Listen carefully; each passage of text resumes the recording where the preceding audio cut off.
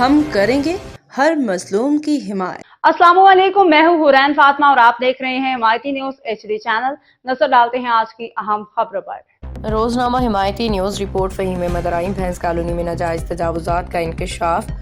فیض super mart غیر قانونی قبضے اور منافع خوری کا مرکز بن گیا۔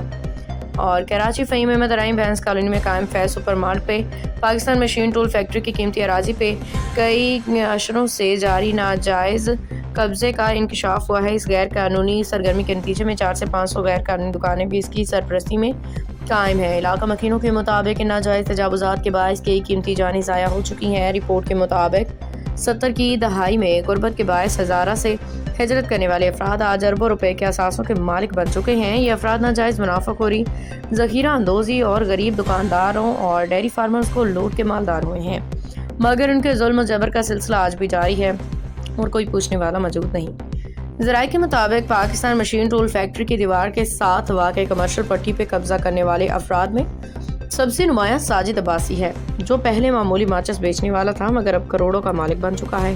اس کی دولت کا اصل ذریعہ ذخیرہ اندوزی، ناجائز منافع خوری اور کم تولنے کی روایت ہے۔ علاقے کے کمزور دکانداروں کو معمولی قرض دے کے دباؤ میں رکھنا تو تشدد کرنا اس کی عام روش ہے۔ ایک ملازم نے نام ظاہر نہ کرنے کی شرط پہ یہ بتایا کہ فیض اسٹور کی انتظامیہ غریب دیہاتی نوجوانوں کو لالچ دے کے ملازمت پہ بلاتی ہے۔ انہیں معمولی ایڈوانس رقم دے کے 14 سے 16 گھنٹے کام کروایا جاتا ہے۔ ماہانہ صرف 15 سے 20 ہزار روپے تنخواہ دی جاتی ہے۔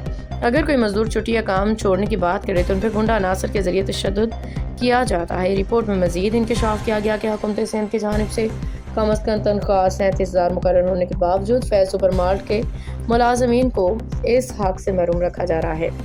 مزدوروں کو دی جانے والی قلیل تنخواہ کے بدلے ان سے زندگی بھر غلاموں جیسا کام لیا جاتا ہے۔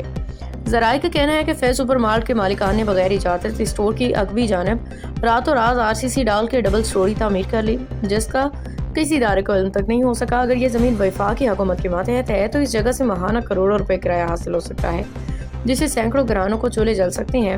فیض سپر مارٹ کی مبینہ سرپرستی میں 300 سے 400 غیر قانونی گھر دکانیں بھی تعمیر ہو چکی ہیں۔ مقامی عوام نے حکومت سندھ اینٹی انکروچمنٹ فورس اور ضلعی انتظامیہ ملیٹ سے مطالبہ کیا ہے کہ اس غیر قانونی قبضے، ذخیرہ اندوزی اور مزدوروں کے استحصال کے خلاف فوری کارروائی کی جائے اور پاکستان مشین ٹول فیکٹری کے اراضی کو واگزار کرایا جائے۔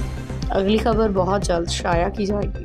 باخبر رہیے ہر جگہ ہر وقت، جانیے ملکی و غیر ملکی حالات و واقعات یقین کے ساتھ۔